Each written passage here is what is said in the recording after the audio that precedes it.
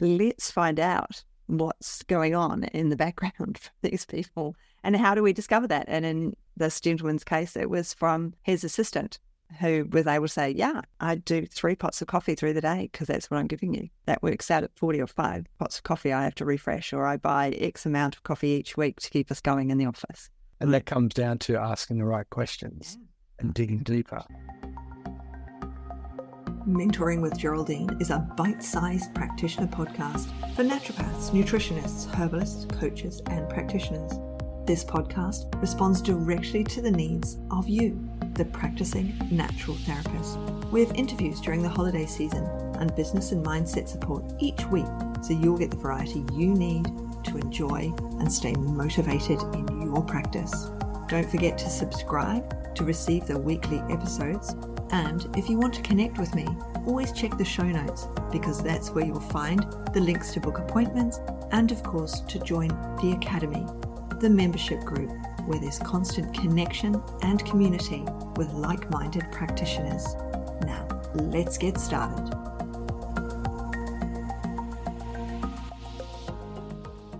Hello, everyone, and welcome to Mentoring with Geraldine and the Bite-Sized Podcast. How the devil are you? So we are really lucky to have Brad McEwen back with us again. As you know, the month of January and heading into February, because there's 5 of these, we are talking about mental health and how we can support our clients. Now, Brad, as he introduced himself last week, has 25 years in this area, in naturopathy and herbal medicine and nutrition. He's got a PhD. He's done the whole 9 yards. And today we're talking about the vital role of nutrition in mental health. And one thing I would like to show you all, if you are not a member of the HMS, well, there is the HMS journal comes out quarterly. And in December's journal, we have the importance of nutritional and lifestyle medicine and mental health and well-being, a focus on depression. And guess who co-authored it with Tegan Martin? That would be our main man, Brad. We are going to be talking about things that were in this article. I mean, the abstract, pretty impressive. I like the abstract. I do have to finish reading it. I haven't quite finished reading it. I started the mag and then, it's December. There was a lot happening. I haven't quite finished my mag. Mental health and well-being are critically and significantly important to everyone. Depression is a common, multifactorial, recurrent, debilitating health condition. Optimum nutrition and lifestyle medicine play major roles in improving mental health and well-being. This article aims to highlight the importance of mental health and well-being with focus on depression, and discusses the importance of nutritional medicine, diets, B vitamins. We talked about B vitamins last week, didn't we? Vitamin D, magnesium, zinc, omega-3, probiotics, and water. Lifestyle medicine, exercise, meditation, social, music, social interaction, yoga and sleep, and the management of depression. So we are with the right guy because we're going to be looking at nutrition in mental health today and highlighting that profound connection with nutrition and mental health. And Brad is here to help us navigate some of this as practitioners. And if you're a member of the general public out there who's listening in, I hope that you're really gaining something from this and really thinking, hey, I can get help. People who understand all the facets, who are willing to look at everything that's going on with me, I could make that appointment with someone who knows what they're talking about, who can give me the other side to the coin. Because we can get the one side to the coin, we can get the medication. We can go to our exercise class or not. We can skip going out in the sun and take a vitamin D tablet, maybe. Or we can go and see that person who's going to look at our whole life and our lifestyle and nutrition as a whole, and that never been well since moment, that past moment. So let's really talk today about that nutrition and mental health. And thank you so much for joining me again, Brad. And let's hose straight into it today. Thank you very much for the introduction and invitation as well. I will say I'm very excited again going into this part 2 and excited. I've got to hold myself back because there is so much information, like we were saying, just from that one article.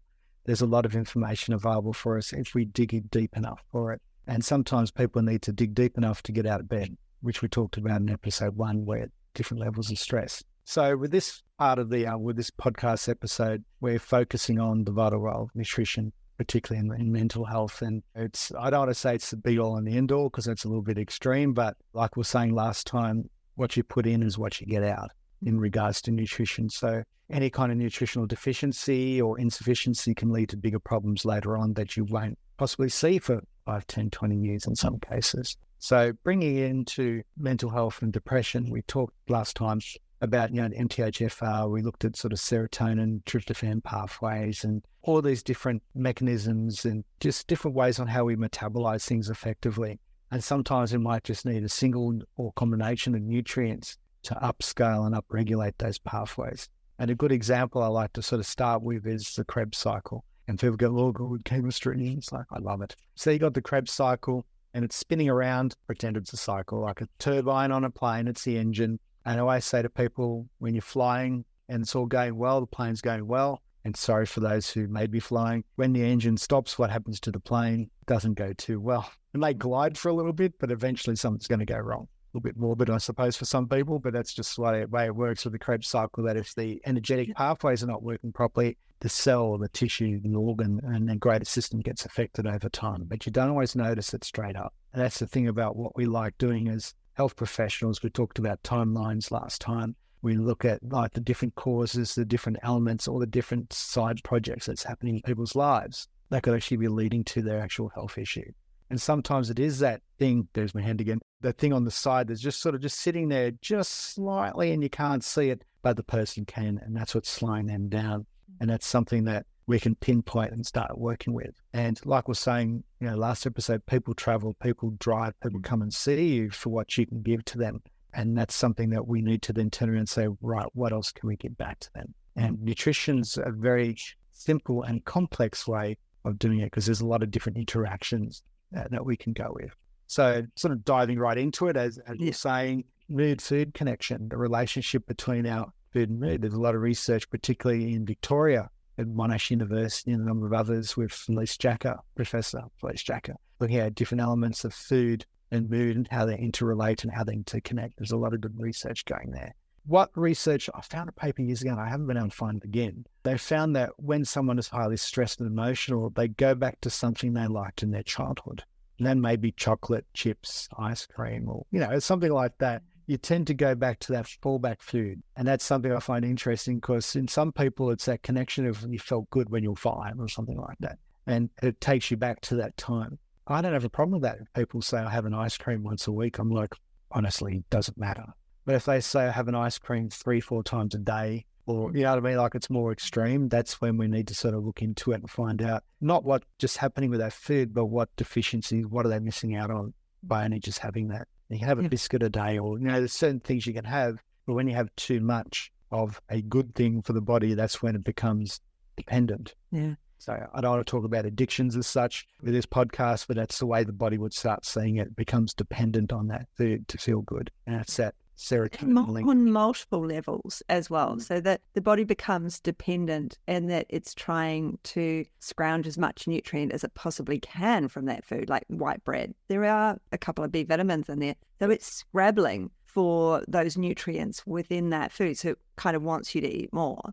But then we've also got the habit of it. It's easier to make a sandwich than it is to do anything else. Our parents sent us to school, in my case, with a Marmite, not Vegemite, and cheese sandwich literally every single day from the age of 5 to the age of 18. I had that and an apple for my lunch. So when I see super fresh bread, all I want to do is put butter, Marmite, and cheese, slap the top on and munch it down. And I know that that is from my childhood, but I'm not doing it every day. I'm not doing it I'm doing it very rarely, actually, because I don't eat a lot of bread. It's now become a treat. But on the odd occasion, but it totally transports me back to my childhood. So the body is grappling to get the nutrient it can from that constant ice cream. I don't eat ice cream, but I don't like brain freeze. No other reason. I don't eat anything super cold. So, but the body is scrabbling perhaps in that ice cream for that calcium, for those other few nutrients that are hiding in there because of the processes that ice cream has been through. The brain is going, hey, I'm getting this dopamine hit from the fact that my grandma would give me ice cream before she died or whatever. That oral, there is a total mouthfeel to that product as well, because that comes with that emotion. So we've got, say it was Granny that gave you the ice cream before Granny died. So we've got the emotion of Granny loving us, hugging us. So we've got all of that physical feel in the mouth, the taste in the mouth, the body going, hey, I've got to get the nutrient from this because this is all I'm getting today. We get the dopamine hit because Granny gave us a hug when she gave us the ice cream. So there's all of this, a huge thing around something we repetitively eat from our childhood. There's a huge gamut that needs to be addressed and that the person needs to be often made aware of. It's like, well, why do you eat that ice cream? What feelings does it give you? What does it remind you of? Well, what else reminds you of Granny? She gave you a hug at the time. So what else was she doing? She wasn't just giving you ice cream, because that might have been. And the ice cream's the smallest part of it. It was the whole relationship. So yeah, sorry, I did go off on a tangent there. But what we do best. What we do best. But let's drag it back in again and talk about that nutrition and mental health and that eating of the different foods. You can bring it back because I'm off on a tangent on the open world right now. And that leads us on to the next part I was going to say. It's the family and cultural influences of our food and mood as well. So you gave a good example of grandma giving you the ice cream or something else like that. So that was something that was very nice and like a hug and relationship. Or it could be as simple as, you know, a big family having a big pasta dinner together and it's like everyone in the whole planet in the room kind of thing, because some families are very, very big. It's like the whole town is there. It takes you back to all those elements. So you'll find some people will really enjoy it. It's the cultural aspect. It's the whole avenue of sort of meeting up and greeting, and it's like the family barbecue. Like there's all these different examples we can have that brings you back to that cultural aspect. And culture is in background family, but also culture is in the Great Australian Barbecue. Yeah. It's a cultural thing that Australia is very well known for. So therefore it's the element of everyone going there and having a good time, particularly like Christmas, New Year's, which we just celebrated last month, things like that, that people look forward to that. Yeah. I haven't seen so-and-so for a long time, and then I know blah, blah, and they know they're going to have some treats, or they know something's going to be there because it's a family. Yeah. And that's the exciting thing about a lot of this. And then some people's cultural background or their general background is, like you were saying, white bread, refined foods, because that's all that was available. And like what you were saying, the body's scrounging to get the nutrients out of that same food. But instead of having 2 pieces, you have 3 or 4, because the body's craving to get that extra little bit out of something that's not there sometimes. And that's the cultural aspect. It's that food nostalgia is another thing we look at, is you reminisce. I was saying about the chips when you were young and ice cream and that. But sometimes it could have been a great day at work, or it could have been something else where you just turn around and say, all right, that was a great time to remember. And then all of a sudden you've noticed you're doing something. Other people might have Sunday beer or Sunday coffee or Sunday, something else. And we think, okay, that's a regular ritual kind of effect, but what are they getting out of that? And sometimes it's as simple as someone saying, I'm just having a coffee, relaxing. Okay, cool. You're out and about, going to the local cafe, supporting the local business. That's great. But sometimes it's that act. They used to do that with someone, or it used to be family, or in some cases it could be none of that, and it could be just they've just gone out and had a coffee. And sometimes we could read deeper into it, and sometimes it is just basically what it is. So I like doing that myself. And it's just a simple process where you go out and just, like I should support local business, get out and about, and you're outside, getting that vitamin D, as you're saying, or UVB radiation for the vitamin D. Traditional whole foods. So we always talk about Mediterranean diet, comes up pretty much everywhere with what we do. Traditional whole food diets always play a very positive role in it. There's so much research we don't have time to talk about. But the whole aspect is if you eat whole foods as much as you can. So we might say to people, foods high in zinc or foods high in such and such. And that's great because we're looking at a specific nutrient. But that food, it is a whole food, whether it's a nut, a seed, a legume, a fruit or something, that will always have something else in it. The vitamin C will have the bioflavonoid. You know what I mean? Like there's always something that's in that food that helps with the absorption or the utilization, the B vitamins together, that methylation cycle we talked about last time. Yeah. So there are a lot of different aspects or elements, as I've used the word a number of times, a lot of elements to these things that we look at. So we're looking at family situations, positive and negative, can lead us to certain areas. And I think if we keep looking at the standard diet as a standing point, whether it's a standard Australian diet, which is sometimes called SAD for short, I've got to have a joke somewhere. Yeah, that was it. Thanks, everyone. Joke. If you look at that as an element of, some people's diets, going to be full of high carbohydrates, high saturated fats. And it's a typical diet because that's what we've been using for a long time now.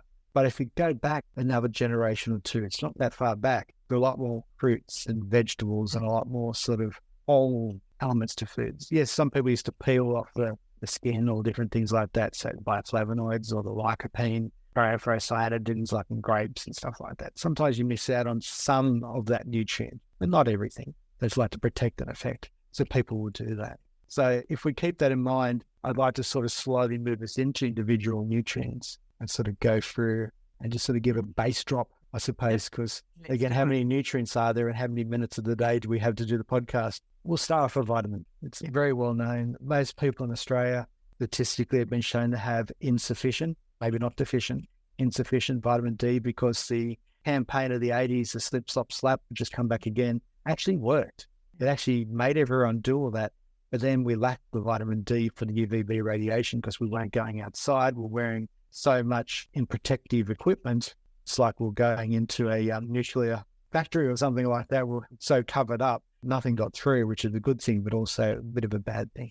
So I always say to people, get the UVB radiation. There's a sunrise behind me. That's in Newport Beach near Sydney. I use that as a background a lot because it takes me back to that day when I was very happy watching the sunrise. And just sort of get that sun, early sun, the afternoon sun, but again, try and keep away from that sort of middle of the day. That comes down to, if I can talk physics for a very quick moment, it's something called the critical angle.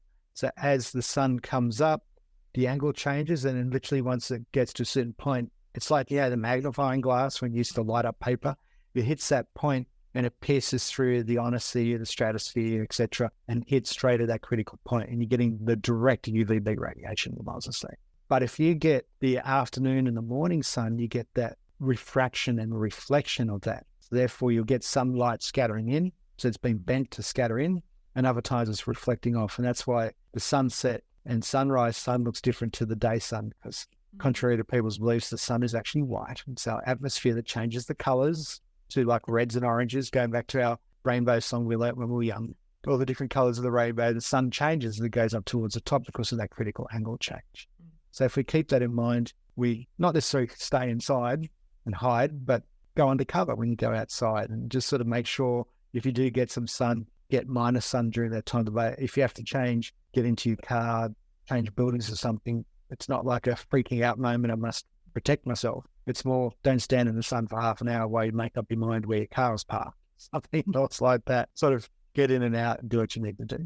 Vitamin D has a lot of benefits with D for differentiation, I teach. So it's used for tissue to become what it should be, immune system, nervous system, brain, neurotransmitters. Vitamin D is involved in most metabolic processes in the body, and that's something that's very exciting about a single vitamin, that it just actually does so much. So if we keep that in mind, a little bit of sun morning and afternoon. If you need to take a vitamin D supplement, if you are worried, I tend to do up to 1,000 of that. I don't prescribe high doses of vitamin D. I prescribe up to 1,000 because that seems to do the job that I want it to do. I'm not just looking at that. I'm looking at going outside, getting some fresh air, doing other things, movement. If you actually move, you get the circulation, you get the blood flow, and therefore you actually distribute the vitamins and minerals more effectively. So that's a very good one to start with. B vitamins we mentioned in the last podcast. I went through them all briefly. So B1 to B12 and beyond, because sometimes it's choline and inositol and biotin are included in that B complex kind of thing. Collectively, they work so well with the machinery, the glycolysis, the Krebs cycle, the electron transport chain, the flow, the blood flow, the whole energetics of everything seems to be sort of spark plugged, particularly by B1 and B6 are the spark plugs of the energy pathways and glycolysis. And then we hit B2 and B3 for the Krebs cycle, B5, we're talking biochemistry again, B5 for the acyl carrier protein and acetyl-CoA for the fatty acid metabolism, and again, B6 to sort of regulate the whole process. So B6 is a very big regulator.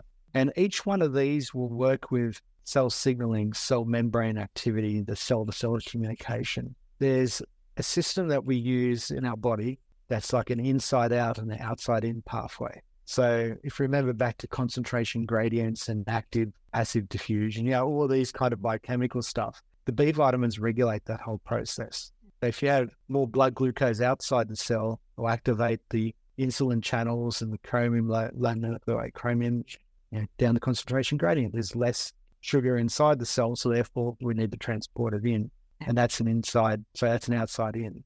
And then there's the inside out where the body cells are saying, we don't have enough of this. We need to activate this pathway, that pathway.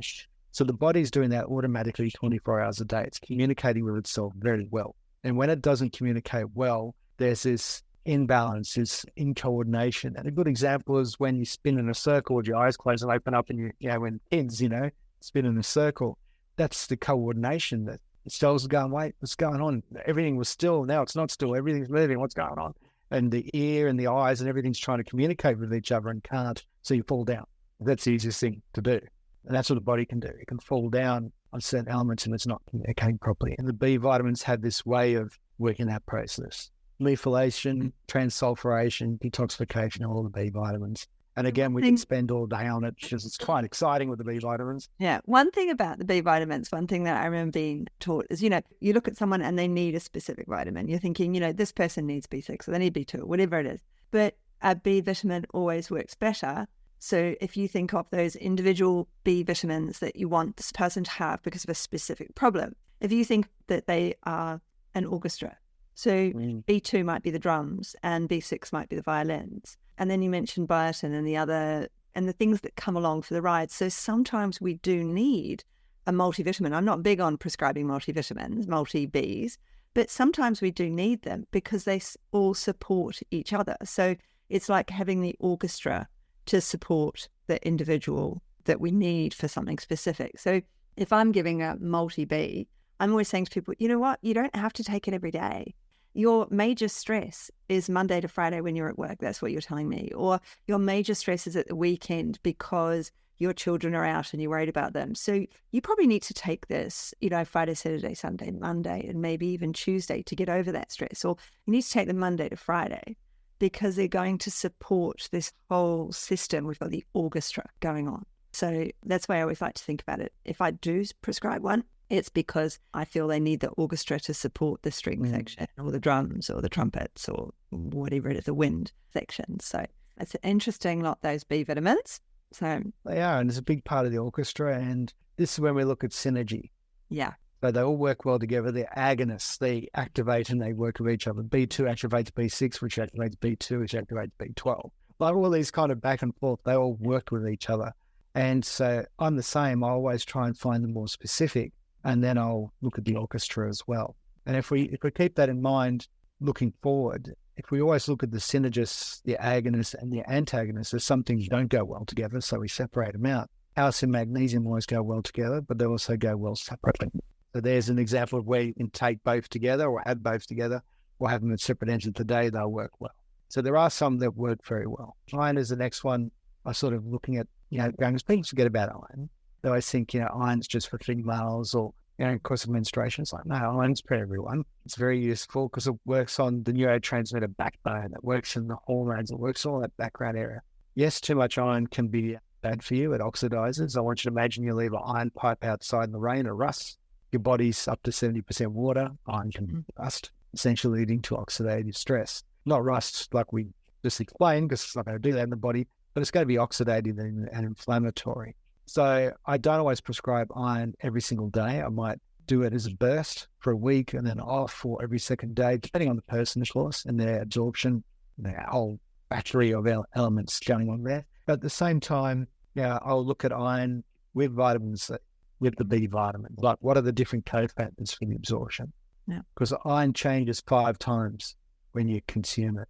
So going back to chemistry, it starts as a 3+, goes to a 2+ in the stomach, and then goes to a 3+ in the small intestine, and back to a 2+ in the large intestine, and then back to a 3+ once it gets into the bloodstream. And every single conversion change of that iron molecule needs certain B vitamins and vitamin C and biotin, all these different nutrients to absorb.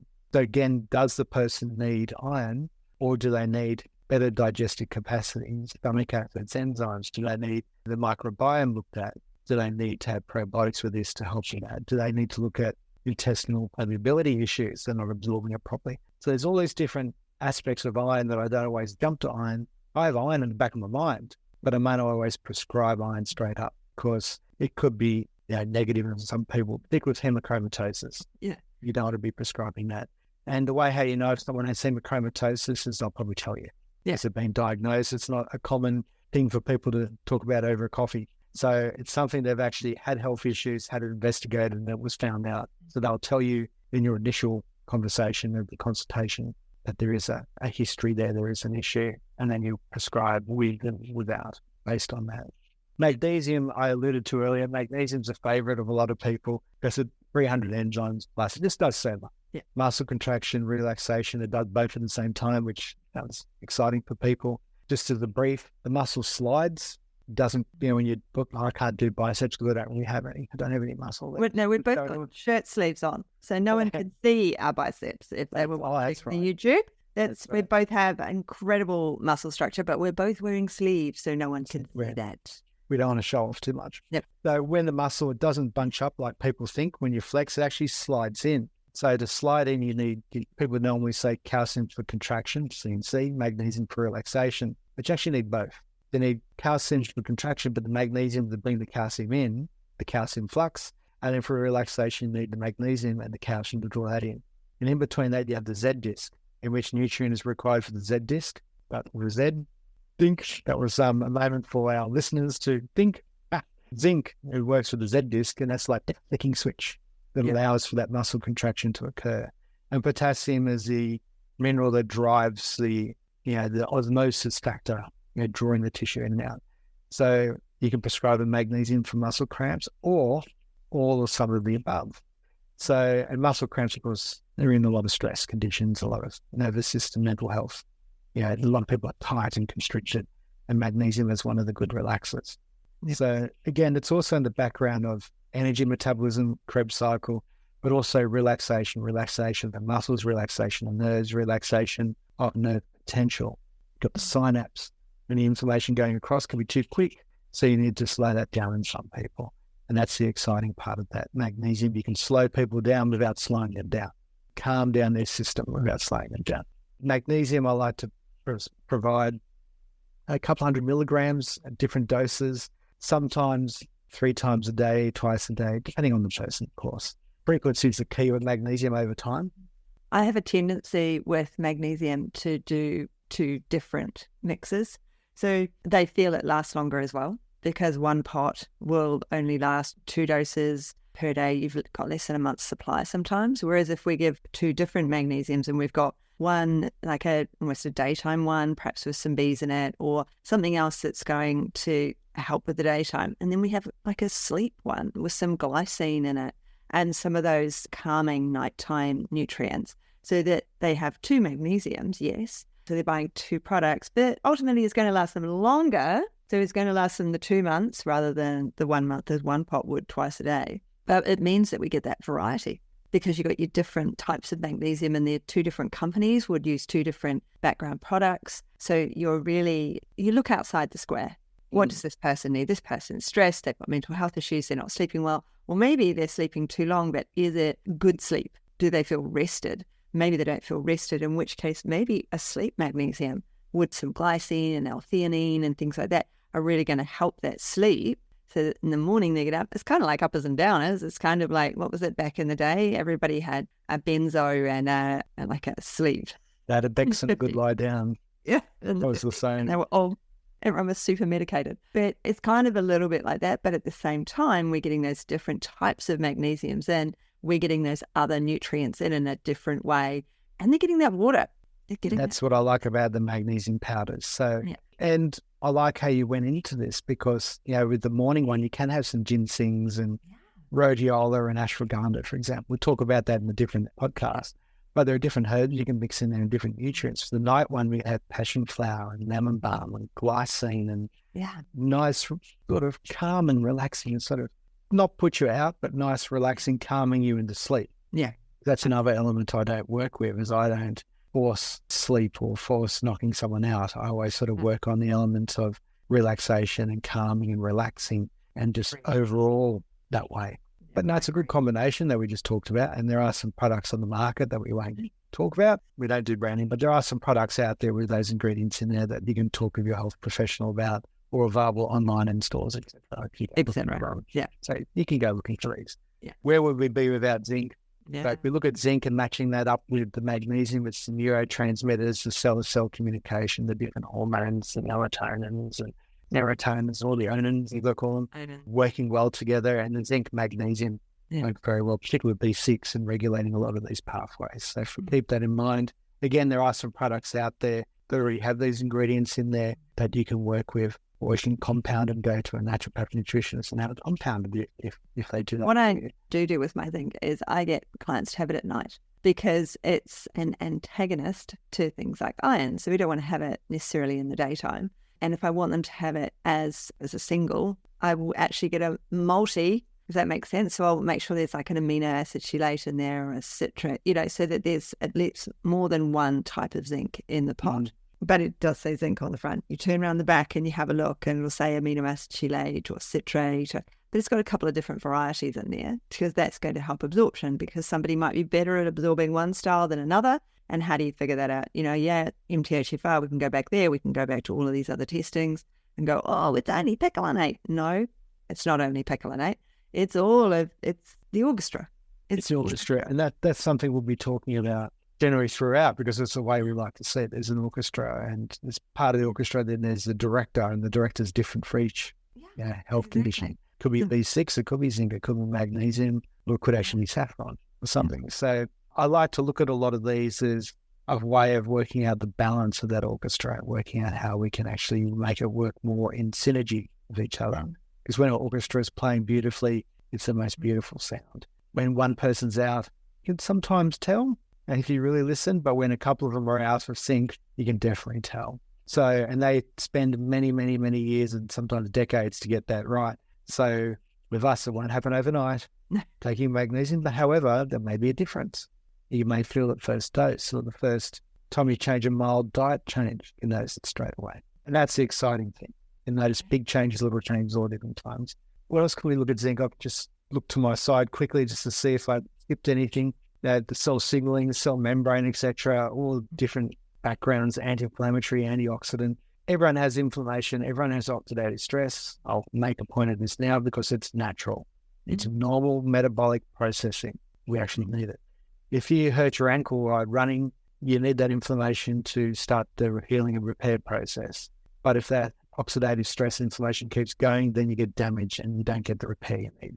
People were saying go to the gym, doing your bicep curls and stuff. You need that inflammation, oxidative stress to perform growth. Without that, it won't happen. So we actually do need it. But when it's too much fire in that area, that's when there's a big problem. Omega-3, I have a bit of a love for omega-3. It's where I did my PhD. So my PhD was on the effect of omega-3 in platelet function and coagulation. I would have loved to have done it in mental health as well, but sometimes to finish a PhD and get your piece of paper and move on to the next, because you can keep going if you want. And what doesn't it do? Yes, you've got your platelet function, coagulation, your blood flow, cell signaling, cell membrane activity. It's just does so much. And that's the exciting thing about omega-3 is I can think about it in so many different avenues, because I see it as a good background molecule. And yes, you can use the omega-3 from fish, as we normally do.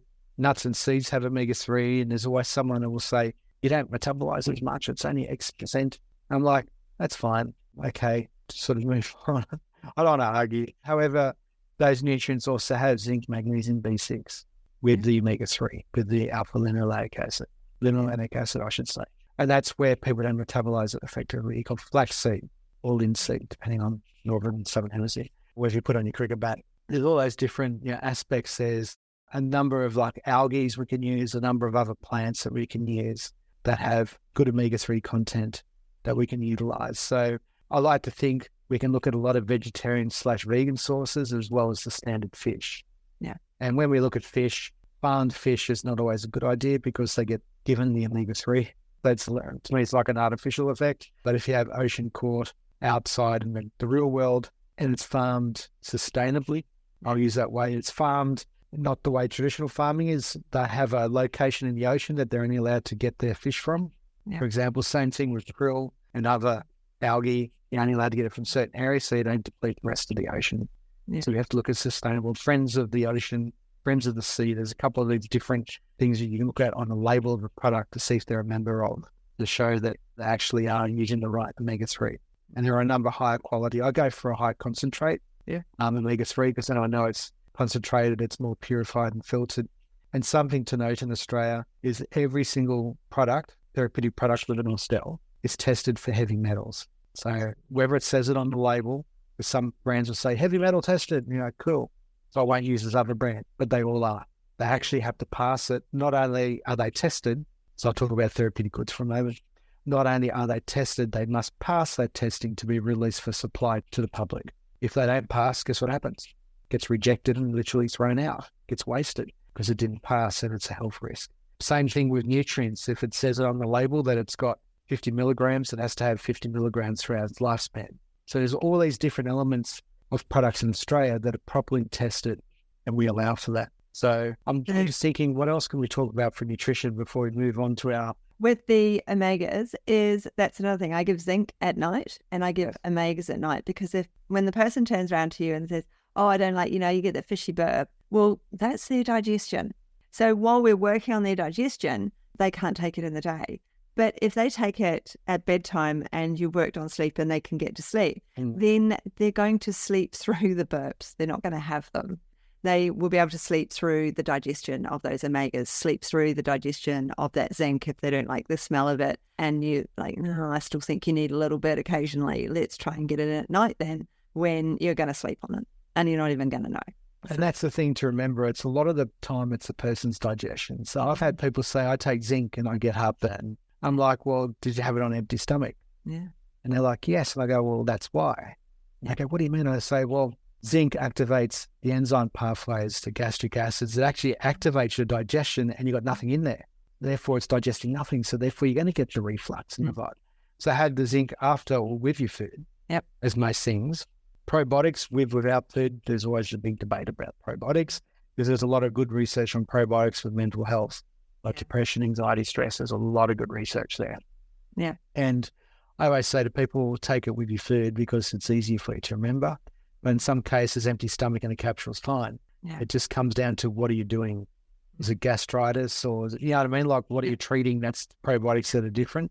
For most people, just have it with a meal, because I know people are going to take it. And that's the element. And that's something we can talk about with different case studies and case histories, is most people will typically do what you ask them to do, because it's like a compliance thing, that adherence, I suppose, where people want to actually get healthy and get better. It's how you explain it to people. You say to someone, take this 3 times a day, that's not helpful. But if you say, take 1 capsule, 1 dose, 1 scoop, or whatever with water, like if you actually describe it and get the information out, people will actually more often than not do it. What I do as well is, when I want them to have something 3 times a day, I want them to have it with meals. I'm like, well, do you have a condiments tray on your table? Where do you eat your lunch? Oh, I eat at the table, or I eat my breakfast. Or what's the first thing you do in the morning? Oh, I put the kettle on. Can you put it by the kettle? Can you put it on the table in front of you so that when you go to eat, you have it? If you take your lunchbox to work, can you pop it in something in the lunchbox so it's right there and you take it right then? It's one of the reasons I'm not keen, when I look at people who are really busy, really stressed, anything refrigerated. I try to go totally away from refrigerated, because they're going to forget. They've got to open the fridge, and they're just not going to open the fridge to look for your product. Whereas if they go to the kettle, because people have habits, they wake in the morning. I have a coffee first thing in the morning. I now luxuriate over my coffee because I have no children to send to school anymore. And then later on in the day, I might have a cup of tea. So I work from home, so I have set things. So my magnesium, my night magnesium, is actually on the table, on the condiments tray, because last thing at night, I fill my water bottle to take to bed with me. And so I see it. I'm like, oh yeah, I've got to have my magnesium, got to have my glycine, got to have my to help me sleep. And so they're right there on the dining room table, and I I've got to walk past it to get to the sink to fill the bottle from the filtered water. So there's certain things when we're talking to our clients where, what makes it logical for you to take this product at this time with this thing or without this thing away on an empty stomach, like at nighttime, So if I want someone taking a probiotic that's prescribed, they say have it at night before bed or half an hour before bed. Well, what do you do half an hour before bed? You brush your teeth. That's it. It's part of the process. Some people would say ritual. Yeah. It's part of the process that we do the same thing. You nearly get up the same time every day. Yep. You nearly go to bed the same time every day. We're very process-wise. Yep. And that comes down to our biochemistry as well. So if I say, okay, we got person X in front of us, and they've got stress, anxiety, nervous tension, and a big busy day, hard to come by time-wise, you go, well, okay, what can we do? Okay, we've organised a B-complex rhodiola ginseng magnesium powder in the morning. nice blend. Yep. Have that when you get up. Because by the time you eat, it's already in the system. You're eating, so you don't have to worry about, if there's any, it's not going to be any major reflux or anything anyway, because magnesium is a good buffer. But at the same time, you can have that, then you make your breakfast way tea, coffee, or kettle boil or something else like that. Dinner time or after dinner, you got a nice magnesium powder with some magnesium, passion flower, lemon balm, sort of glycine, nice relaxing blend going. When can we have that? Okay, well, do you have trouble getting to sleep or staying asleep? So if it's getting to sleep, half hour before, if it's staying asleep, anywhere after. But then start up this ritual, have it next to the bedside, or have it on the table, have it on somewhere where it's actually going to spot. And you can look at it and go, that's right, I need to take that. It's that time of day. And sometimes it's as simple as racking and stacking, as I call it, where it's all sitting next to you on the dinner table. And that's where you have breakfast and dinner. So if it's twice a day, it's right in front of you. If it's 3 times a day, not exactly the same. So there are different aspects that we need to look at with simple regards. People like using sachets because that way they can take it to work with them, like a magnesium, energy or sleep powder sachet or something. Yes, that's very good as well because it's a process of tearing open. You won't leave your tub at home. You won't leave the tub at work and then have an excuse for missing a dose. So there's different ways. So normally when we prescribe, and you and I have been doing this for a long time, we take the person into account and we say, all right, this person's very, very busy. They're going to get at work. They don't have any time. Yeah. So I've got a case study here where I had a patient, a high up businessman, CEO, can't get much more away, sort of well known in the circles. And he was having 40 cups of coffee a day, 40 a day. He had the best executive assistant ever. Each one had 2 sugars. He was having nearly half a kilo of sugar a day. So he wasn't eating much. He slept well, interestingly.